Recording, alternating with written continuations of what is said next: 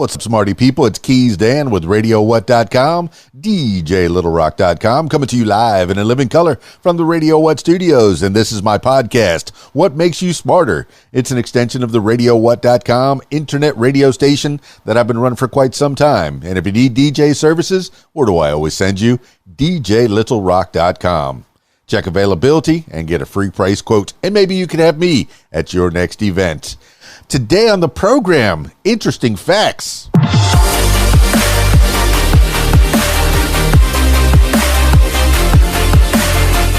Today, I have 7 puzzling questions about the calendar explained. For most of recorded human history, time has been carved into various numbers of days, months, and years. Some ancient cultures relied on the moon to note the passage of days, and in this ancient tradition still impacts the way we talk about the calendar. The words moon and month are actually related. Eventually, mathematicians and astronomers encouraged counting the days using another prominent feature of Earth's sky, the sun. Over the course of a few millennia, the calendar has been shaped and rearranged to fit fleeting political whims, religious observances, bureaucratic challenges, and bizarre superstitions. The story of the calendar is the story of humanity, and the answers to these questions show why. Number 1, why are there 12 months? As its start in the 8th century BCE, Rome used a 10-month calendar, traditionally believed to be created by its legendary wolf-suckling founder, Romulus. This was a lunar calendar. The beginning of the month, or a new moon, was called the calends, while a waxing half moon around the 7th of the month was called the nones, and a full moon around the 15th of the month was called ides. In this calendar, the year started with March and ended with December and only added up to about 304 days. So what happened to the 60 or so days between December and March? Well, nothing. Romans just waited for the first new moon before the spring equinox to start the new year, meaning that much of the winter passed in a period without a calendar. The system understandably didn't work well, and was soon reformed by Rome's second king, Numa Pompilius, around 713 BCE. Pompilius added additional months, now called January and February, to the end of the year, creating a 12-month calendar. They eventually moved to the front of the year by 450 BCE. The months totaled 354 days, but because of a Roman superstition around even numbers, an extra day was added to January. Since 355 days is still out of sync with the solar year, and thus seasons and celestial events, the king then added extra days called intercalation to the latter part of February in certain years. This made the Roman calendar's average length 366.25 days long. Still off, but much better than Romulus's temporal train wreck. Pompilius' creation was eventually undermined by Roman pontifices or priests who wielded intercalation like a political cudgel. Cudgel? Okay, I'm going to have to look that one up later. Cudgel. Haven't seen that word ever. Extending the rule of favored politicians while curtailing the term limits of enemies. After 700 years, the Roman calendar was a mess, and the powerful general and statesman Julius Caesar decided to fix it. Following consultation with Rome's greatest mathematicians and astronomers, he implemented the Julian calendar in 45 BCE. Influenced by the 365-day Egyptian calendar and mathematics of the ancient Greeks, this calendar discarded Pompilius's even number superstition and added extra days equaling 365. But the most notable advancement of Caesar's calendar was that it embraced the sun as the basis of the calendar rather than the moon. Finally, after 700 long, horribly mismanaged years, the calendar was divided into our modern 12 months. Number 2. Where do the names of the months come from? The short answer is Rome. But the long answer is much more interesting. Remember Romulus' 10-month calendar? Well, September, October, November, and December simply means 7th month, 8th month, 9th month, and 10th month in Latin, respectively. But these names no longer made sense after the additions of January, named after the Roman god Janus, and February, named after the Roman purification festival Februa. As for the rest of the months, March is named after the Roman god of Mars, and April is after the Greek goddess Aphrodite, although there's some debate about whether it might be based on the Latin word operio, which means I open, in relation to spring flowers. May after the Greek deity Maia, and June in honor of the powerful Roman goddess Juno. The names of the last 2 months come from a few powerful Romans who got a little full of themselves. In 44 BCE, the month Quintilis, which means 5th, in Latin was changed to July in honor of Julius Caesar. His heir, Augustus, received the same honor in 8 BCE when Sextilis, you guessed it, it means 6 in Latin, was changed to August.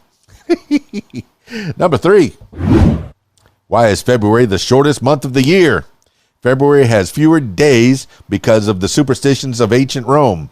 In the late 8th century BCE, Romans included their king Numa Pompilius held a superstition that even numbers were somehow unlucky. Although he created a version of a 12-month calendar, Pompilius realized there was no mathematical way for every month to have an odd number of days. So the total number of days in the year also must be odd. So while the other months were either 29 or 31 days long, February became the unlucky month to have only 28 days, making Pompilius' calendar the apparently less scary number of 355. In 45 BCE, Caesar, disregarding Pompilius' fear of even numbers, added days to a number of other months, but not February. Some experts believe Caesar didn't want to disrupt the important festivals that took place in that month, and so he just let it be. But with the introduction of the Julian calendar, February did receive a consolation prize in the form of an additional day every 4 years.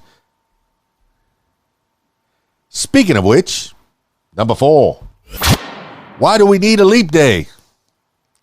A year isn't 365 days. It's actually 365.2419 days because of our planet's frustratingly imperfect solar orbit.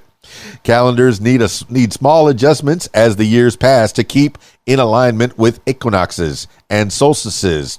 Ancient astronomers and mathematicians figured that waiting 4 years and then adding a day made the most sense. In 45 BCE, Julius Caesar introduced the modern leap year, which added an extra day in February every 4 years, though originally that extra day was added between the 23rd and the 24th. This moved the calendar closer to solar reality at 365.25 days. Close, but not close enough, which is where the Pope comes in. Number 5, who made the modern calendar? In 1582, Pope Gregory XIII had a problem. As head of the Catholic Church, he realized that Easter, his religion's holiest day, had drifted 10 days off in relation to the spring equinox, which is supposed to be used to calculate Easter Day. That's because Caesar's small mathematical error had grown exponentially larger when stretched across 1,600 years. Gregory XIII needed a very slight adjustment to the calendar, just enough to nudge it closer to that magical 365.24219 number. First, Gregory the 13th lopped 10 days off the calendar to set things straight, then tweaked the leap year. Now, whenever a new century began that wasn't divisible by 400, i.e. 1700, 1800, 1900, no extra day was added. This edged things just enough in the right direction that this new calendar, named the Gregorian calendar, was now 365.2425 days long. Close enough. Catholic nations adopted this new calendar immediately, but the Protestant British Empire, along with its American colonies, didn't sign on until 1752. Today, the Gregorian calendar is used in nearly every country. Number 6. When did we start using BC and AD? Before the invention of AD, Anno Domini, which means in the year of our Lord, and BC, before Christ, years were often tracked by the reigns of pharaohs, kings, and emperors. In a way, BC and AD still reflect this system, but focus on just one moment, the birth of Jesus. It's difficult to trace the exact origins of this system, but one of the earliest recorded uses of Anno Domini occurs in 525 with the work of Dionysius Oh man, I always have problems with this guy's last name. Exegus. Dionysius Exegus, a monk who was trying to determine what days Easter would fall in the future years. Crucially, he started his tables with the year 532, stating that this year was from the incarnation of our Lord Jesus Christ. The conception of BC is slightly murkier. Some believe the Venerable Bede, the famous medieval English historian, was the first to use it, or at least greatly popularized in his 731 work, Ecclesiastical History of the English People. Others point to a 1627 work by a French Jesuit who used Antichristum to describe the pre-Jesus years. The terminology became more widespread during the reign of the Holy Roman Emperor Charlemagne, who used it as a standard form of dating across Europe in the 9th century. Within the last few decades, more publications and organizations have opted to strip the years of their religious connotation, preferring BCE before the Common Era and CE, Common Era, over the traditional BC AD system. Although the move is not without some controversy, but this subtle change in the phrasing doesn't, after the fact, but this subtle change in phrasing doesn't, after the fact, that the world still counts the years in accordance with the birth of Jesus. Number 7. Why is a week 7 days? The 7-day week is a time-keeping oddity. Unlike days, months, and years, the week doesn't align with any celestial reality, and it doesn't divide into elegantly into periods of time. For example, there aren't 52 weeks in an average year. There are 52.142.857.1429. So how did this happen? Babylonians, the ancient superpower of Mesopotamia, put a lot of stock in the number 7. Thanks to the 7 observable celestial bodies in the night sky: the sun, moon, Mercury, Venus, Mars, Jupiter, and Saturn. This formed the 7-day week, which was adopted by the Jewish people, who were captives of the Babylonians in the 6th century BCE. Eventually, it spread to ancient Greece and elsewhere, thanks to the battle-happy Macedonian Alexander the Great. Efforts have been made throughout history to reform the 7-day week, but this oddball unit of time has become ingrained in many religions, including Judaism, Christianity, and Islam, rendering any sort of tweak pretty unlikely. That's a little bit about calendars. My goodness. And, I like it. You know, I like learning about things, but there's so much history. There's so much interesting facts out there. This is stuff that you can use at a dinner party if you want to seem smarter than everybody in the room, or, you know, just throw something out there. So that's 7 puzzling questions about the calendar explained. This has been What Makes You Smarter. Also, if you'd like to tell your story or hear the stories of others, I encourage you to check out my other podcast. It's called What Makes You Famous. Find it everywhere using the hashtag What Makes You Famous. That's it for me. It's KeysDAN, RadioWhat.com, DJLittleRock.com. Peace.